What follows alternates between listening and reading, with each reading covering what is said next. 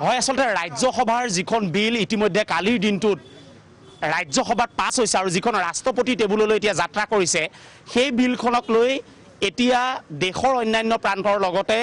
ৰাজ্যৰ ভিন্ন প্ৰান্ততো যিসকল প্ৰধানকৈ মধ্যবিত্ত শ্ৰেণীৰ লোক এই সকল লোকৰ মাজত এতিয়া হাহাকাৰ এটা পৰিৱেশৰ সৃষ্টি হৈছে কাৰণ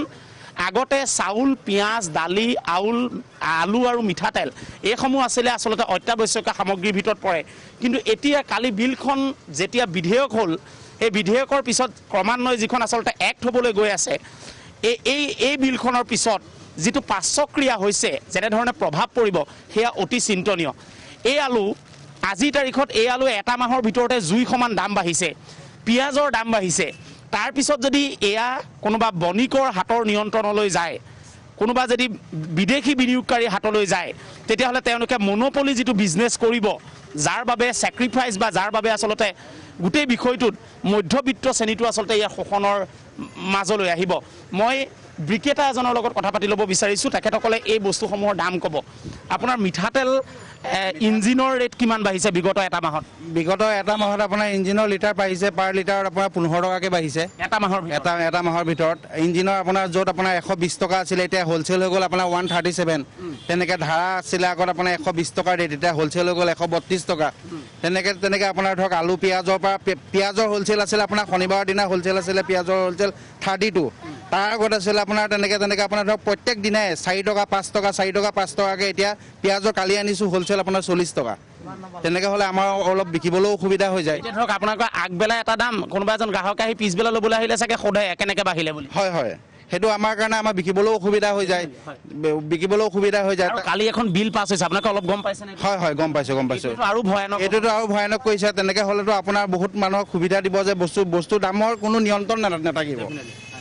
নাথাকিব সেইকাৰণে অলপ চৰকাৰে এইটো চকু দিব লাগে নিশ্চয় খুব সুন্দৰভাৱে তেখেতে কৈছে এইসকল লোকে কালিৰ পৰা যেতিয়াৰ পৰা টিভিত সংবাদ মাধ্যমত যেতিয়া কথাবিলাক গম পাইছে প্ৰধানকৈ বিক্ৰেতাসকলৰ মাজতো হাহাকাৰ লাগিছে মই অকণমান দুজন সচেতন যুৱক আছে যোৰহাটৰ মই দুইজন যুৱকৰ লগত অকণমান কথা পাতি ল'ব বিচাৰিছোঁ অকণমান যদি এইফালে আহিব পাৰে প্ৰাণদীপ কি ক'ব কালি বিলখনে আচলতে কেনেধৰণে এই সমগ্ৰ গোটেই কাৰবাৰটো প্ৰাইভেটেশ্যনলৈ যিটো দ্ৰুতগতিত যাত্ৰা কৰাইছে কেন্দ্ৰীয় চৰকাৰখনে কেনেধৰণে ইম্পেক্ট হ'ব বুলি ভাবে আমাৰ দৰে আচলতে যিসমূহ যুদ্ধ কৰি থকা ৰাজ্য অৰ্থনৈতিক যুদ্ধ কৰি থকা ৰাজ্য কেনেধৰণে আচলতে এইটো হ'ব বুলি ভাবে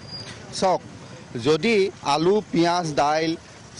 চাউল এইখিনি অত্যাৱশ্যকীয় সামগ্ৰী নহয় তেনেহ'লে কোনবোৰ অত্যাৱশ্যকীয় সামগ্ৰী যে বিজেপি মতে গোমূত্ৰটো অত্যাৱশ্যকীয় সামগ্ৰীত পৰিছে নেকি এতিয়া প্ৰথম কথা হ'ল গোটেই ব্যৱস্থাটো আচলতে পুঁজিপতি আগত গোটাই দিয়া এটা ব্যৱস্থা কাৰণ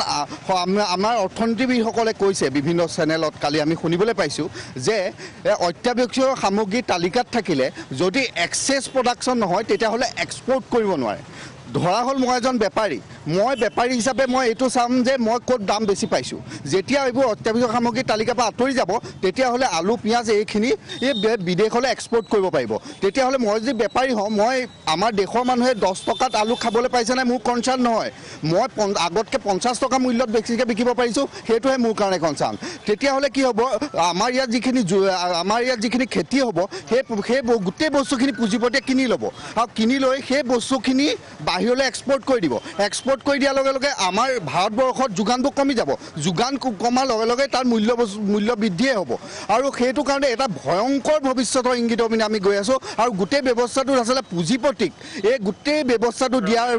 ৰঙা দলিচা পাইছে আৰু কৈছে যে কৃষকৰ লাভ হ'ব কৃষকে এক্সপৰ্ট কৰিবলৈ নাযায় আজিৰ দিনতো ভাৰতবৰ্ষৰ কৃষকে মাৰ্কেটিং জনাই নাই এইখিনি মাৰ্কেটিং কৰিব পুঁজিপতিসকলে কৃষকৰ পৰা কিনি তেওঁলোকে মজুত কৰিব আৰু মজুত কৰি বাহিৰলৈ এক্সপৰ্ট কৰিব আৰু যি অলপ বাকী থাকে সেইখিনি আমাৰ ইণ্ডিয়াৰ মানুহখিনিৰ মাজত বিতৰণ কৰিব তাকো অত্যাধিক মূল্যত সেইকাৰণে আমাৰ সাধাৰণ শ্ৰেণীৰ মানুহখিনি একেবাৰে নিষেধ কৰি দিয়া এখন বিধেয়ক কালি গৃহীত হৈছে কালি দিনটো আচলতে এখন ক'লা অধ্যায় বুলি ক'ব লাগিব আৰু ইয়াৰ পৰা আমাৰ দুখীয়া যিখিনি মানুহ আছিলে এনেই কৰোণাৰ কাৰণে তেওঁলোকৰ ৰাজহাত ভাঙি গৈছে এতিয়া তেওঁলোকৰ কফিনৰ শেষ গজালটো কালি মাৰিলে বুলি মই ক'ব লাগিব মই পাৰভেজ অকণমান যদি আপোনাৰ পৰা জানিব পাৰিম কালি দিনটো ক'লা দিন বুলি আপুনি ক'ব নে নক'ব আচলতে অকণমান যদি ভিতৰলৈ আহিব পৰা যায় আলু এতিয়া হাতেৰে চুলে মই আকৌ এবাৰ কৈছোঁ আগৰ যিজনে কৈ গৈছে যে গোটেই আচলতে কাৰোবাৰটো এতিয়া বণিকৰ হাতোৰালে গুচি যাব অতি দ্ৰুতগতিত যাব আগতে ভাবি থকা হৈছিল এতিয়া দ্ৰুতগতিত যাব চাওক আচলতে মোৰ হাঁহি উঠিছে আচলতে কিমান এই চৰকাৰখনৰ বিৰুদ্ধে দুখীয়া জনসাধাৰণে ভাৰতবৰ্ষৰ অসমৰ দুখীয়া জনসাধাৰণে আচলতে প্ৰতিবাদ কৰিব সকলো দিশত তেওঁলোকে পুঁজিপতিৰ স্বাৰ্থত কাম কৰিছে সকলো ক্ষেত্ৰত আজি এনেকুৱা নিচিনা লাগিছে আৰু হাঁহিও উঠিছে যে মোদী ডাঙৰীয়াই নিজকে অত্যাৱশ্যকীয় সামগ্ৰী ভাৰতবৰ্ষত কৰি ৰাখিবলৈ বিচাৰি বাকীবিলাক যিসমূহ আমি খাই পেলাই জীয়াই থাকিবলগীয়া হৈছে আমাৰ জীৱন যুদ্ধত দুখীয়া ৰাইজে অৱতীৰ্ণ হ'ব বিচাৰিছে আলু পিঁয়াজকেইটা সেই বস্তুকেইটাতো আপোনাৰ অত্যাৱশ্যকীয় সামগ্ৰীৰ তালিকাৰ পৰা আঁতৰাই পেলাই তেওঁ নিজকে অত্যাৱশ্যকীয় সামগ্ৰী কৰি ৰাখিব বিচাৰিছে কিন্তু ৰাইজে বুজি পাইছে যে তেওঁলোকে কেৱল পুঁজিপতিৰ স্বাৰ্থত যে এই সকলোখিনি কাম কৰি গৈছে সদায় কৰি গৈছে আৰু কোনো ভূক্ষেপ কৰা নাই যিমান প্ৰতিবাদ হৈছে পাঞ্জাৱৰ পৰা গোটেই ট্ৰেক্টৰ ৰেলী কৰিছে কোনো কৃষকৰ প্ৰতি কোনো দায়বদ্ধতা নাই সমাজৰ প্ৰতি দায়বদ্ধতা নাই আৰু এখন চৰকাৰ চলিছেনে হিটলাৰৰ যদি অকণমান অন্তৰত যদি মায়া মমতা আছিলে ৰাইজৰ প্ৰতি কিন্তু এই চৰকাৰৰ আমি দেখা নাই আৰু ইয়াৰ প্ৰতিফলন কিন্তু অনাগত দিনত এখন চৰকাৰে দেখিব লাগিব যিজন ব্যক্তিয়ে যিজন প্ৰধানমন্ত্ৰীয়ে তেওঁ 3 লাখ টকীয়া মছৰুম খায় সেইজন প্ৰধানমন্ত্ৰীয়ে আলু পিঁয়াজ আজি অত্যাৱশ্যকীয় সামগ্ৰীৰ তালিকাৰ পৰা আঁতৰাই দিছে তাতকৈ আৰু দুৰ্ভাগ্যজনক কথা হ'ব পাৰে নি এইখন ভাৰতবৰ্ষৰ কাৰণে তেওঁ নিজকে অত্যাৱশ্যকীয় সামগ্ৰী কৰি ৰখাৰ একমাত্ৰ লালসাত তেওঁ নিজকে প্ৰধানমন্ত্ৰীৰ হাতযোৰ পিন্ধাই থকা লালসাত ৰাইজ যাতে মৰি যাওক একো নাই কিন্তু আদানী আম্বানীৰ যি কাজু কিচমিচ পিস্তা বাদাম বাৰ্গাৰ পিজ্জা সেইবিলাকে আচলতে অত্যাৱশ্যকীয় সামগ্ৰী বুলি তাই হয়তো ভাবিবলৈ ধৰিছে কিন্তু দুখীয়া নিচলাৰ যি দাইল চাউল মিঠাতেল আলু পিঁয়াজ সেইসমূহ সামগ্ৰীৰ পৰা তেওঁ বিৰত আছে মানে সেইবিলাকতো দুখীয়া মানুহৰ সামগ্ৰী সেইবিলাক দুখীয়া মানুহৰ এটা প্ৰয়োজনীয় বস্তু আমাৰ যিহেতু এইটো প্ৰয়োজন নাই সেইকাৰণে এইখন যে কেৱল মাত্ৰ পুঁজিপতিৰ চৰকাৰ তেওঁ প্ৰতিবাৰৰ দৰে এইবাৰো তেওঁ পুনৰবাৰ ৰাইজৰ মাজত বুজাই দিছে আৰু তেওঁ এই চৰকাৰে যে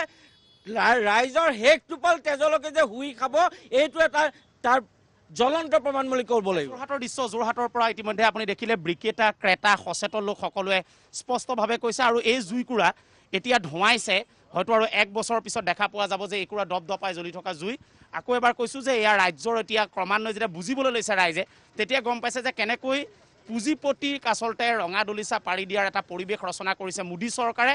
য'ত এতিয়া প্ৰত্যেকখন বিজেপি শাসিত ৰাজ্য চৰকাৰে এতিয়া ইতিমধ্যে চেলোটেপ মাৰিছে মোদীয়ে যি ক'ব কেন্দ্ৰীয় চৰকাৰে যি ক'ব সেয়াই তেওঁলোকৰ বাবে এতিয়া অমৃত হ'ব সেয়াই তেওঁলোকৰ বাবে এতিয়া সঞ্জীৱনী হ'ব সেয়াই তেওঁলোকৰ বাবে মূলধন হ'ব যোনে যেনেকৈ য'তেই যেনেধৰণে শোষিত হওক সেয়া তেওঁলোকৰ বাবে কৰ্ণগোচৰ নহয় মাথো পুঁজিপতি যাতে যিকোনো প্ৰকাৰে সুবিধাজনক স্থিতিত থাকিব পাৰে তাৰে এতিয়া গণনা কৰিছে কেন্দ্ৰীয় চৰকাৰে তাৰ এক দৃষ্টান্ত কালিৰ বিলখন হয়